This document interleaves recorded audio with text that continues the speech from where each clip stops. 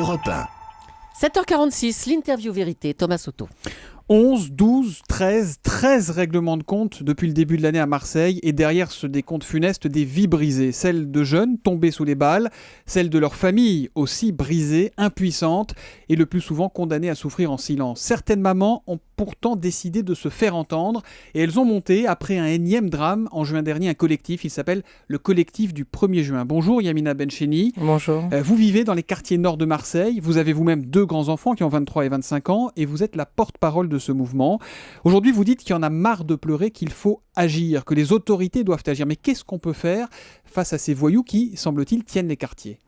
D'abord, ce qu'on essaye de faire, c'est que à travers toutes les marches par rapport aux jeunes qui ont été tués sur Marseille, notamment les quartiers nord, on en a marre justement de les enterrer d'abord. Et à partir de ces marches, on va dire blanches, on a commencé à s'organiser pour que justement on pose la question non pas que de la sécurité, mais de la réponse globale qui doit apporter sur les problèmes de sécurité. Et quelle peut être cette réponse globale ? On entend tout, on entend des élus qui disent qu'il faut mettre l'armée dans ces cités, on entend... comment vous réagissez à ça ? Vous dites il faut faire quoi ? Vous y vivez, vous, dans ces cités ? Oui, on entend beaucoup de problèmes. L'armée, non, on n'est pas... on l'a déjà dit, hein, je sais, c'est une élue qui a soulevé ce problème depuis l'année dernière.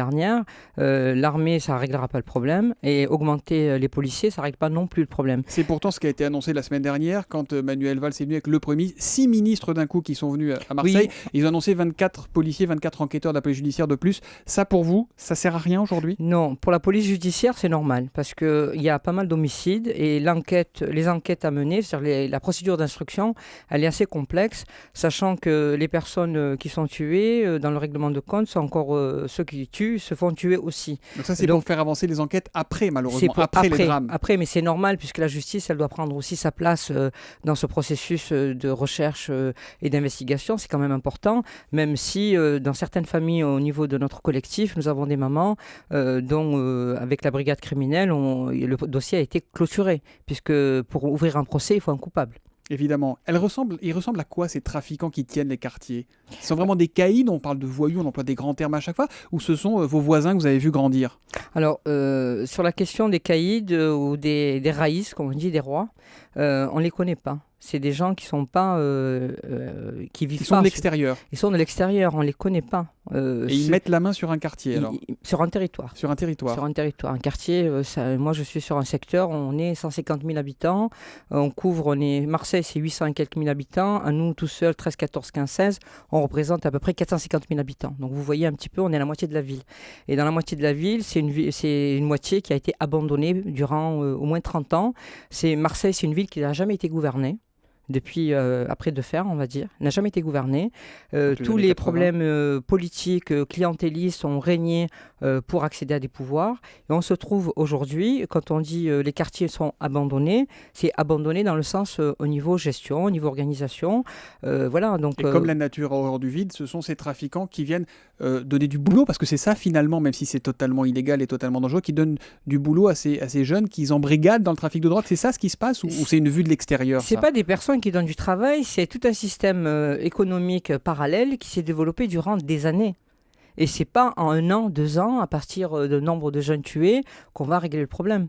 C'est tout le système économique qui s'est développé à travers une économie parallèle, avec une police quand même comme la BAC, qui a plus ou moins participé à cette économie parallèle. Il y a eu une affaire de corruption touchant la BAC Nord, la brigade anticriminalité dans le Nord. On attend toujours que sur les 15 policiers, dont un a dénoncé, on a 14 policiers au jour d'aujourd'hui qui sont, j'espère que la police, puisqu'il y a une PJ qui s'est, on va dire, en effectif augmenté, qui va faire un travail aussi au niveau des policiers. Ça, le ménage a été fait, semble-t-il. Ils rentrent, les policiers, dans la cité ou pas ? Ou c'est un territoire interdit ? Oui, ils rentrent et on a des fourgons de CRS devant chaque tour. Hein. Et ça sert à rien ?